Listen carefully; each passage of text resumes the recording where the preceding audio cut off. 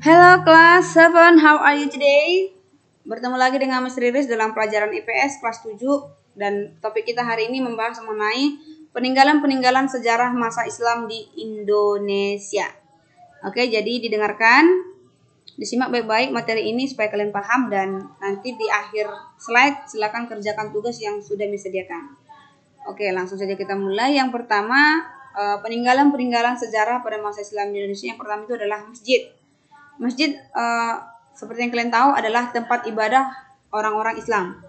Nah, masjid yang merupakan peninggalan masa Islam di Indonesia itu contohnya adalah seperti Masjid Demak, Masjid Ampel di Surabaya, dan Masjid Banten. Nah, yang kedua adalah keraton. Keraton itu adalah tempat kediaman raja atau istana raja. Jadi untuk sebagian orang disebutnya istana gitu ya. Keraton ini adalah disinilah tempat seorang raja mengendalikan pemerintahan kerajaannya. Nah, oleh karena itu keraton berfungsi sebagai pusat pemerintahan dan tempat tinggal raja. Nah, jadi keraton itu fungsinya pusat pemerintahan serta tempat tinggal raja. Nah, adapun keraton yang menjadi peninggalan masa Islam yaitu Keraton Surakarta, Keraton Yogyakarta, Keraton Kanoman di Cirebon, dan Istana Maimun di Sumatera Utara, di Medan ya. Oke, yang ketiga adalah makam. Makam kuno adalah peninggalan masa Islam, umumnya terdiri atas jerat atau kijing, nisan, dan cungkup.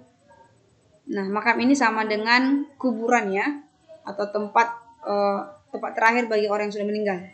Nah, jirat itu artinya adalah bangunan yang terbuat dari batu atau tembok yang berbentuk persegi panjang. Oke, sedangkan nisan adalah tonggak pendek yang terbuat dari batu yang ditanam di atas gundukan tanah sebagai tanda kuburan. Jadi nisan ini tempat biasanya kalau dituliskan misalnya Fatimah bin Saleh, misalnya seperti itu. Tanggal meninggal, tanggal lahirnya berapa gitu ya, itu nisan. Kalau cungkup itu sendiri adalah bangunan mirip rumah yang berada di atas jirat. Gitu. Kan jirat tadi kan bangunan yang terbuat dari batu atau tembok berbentuk persegi panjang. Nah, sedangkan cungkup itu adalah bangunan mirip rumah yang berada di atas jirat. Jadi kayak rumah-rumahan untuk meneduhkan si jirat tadi. Nah, jadi contoh makam kuno yang bercorak Islam itu yaitu makam Maulana Malik Ibrahim di Gresik, makam Fatimah binti Maimun di Leran Gresik, makam Sultan Malik Al-Saleh di Pasai Aceh, dan makam Sultan-Sultan Mataram di Imogiri. Oke, itu mengenai makam.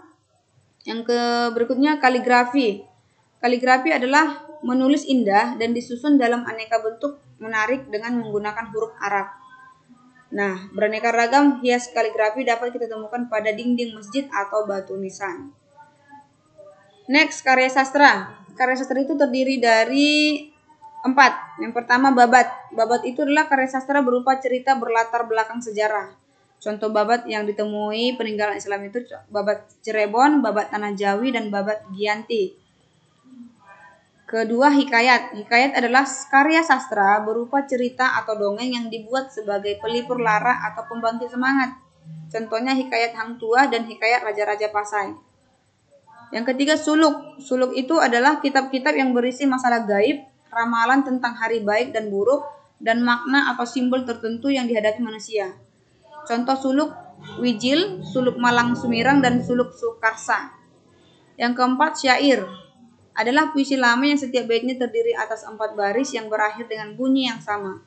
Contohnya syair Perahu dan syair Si Burung Pingai karya Hamzah Pansuri.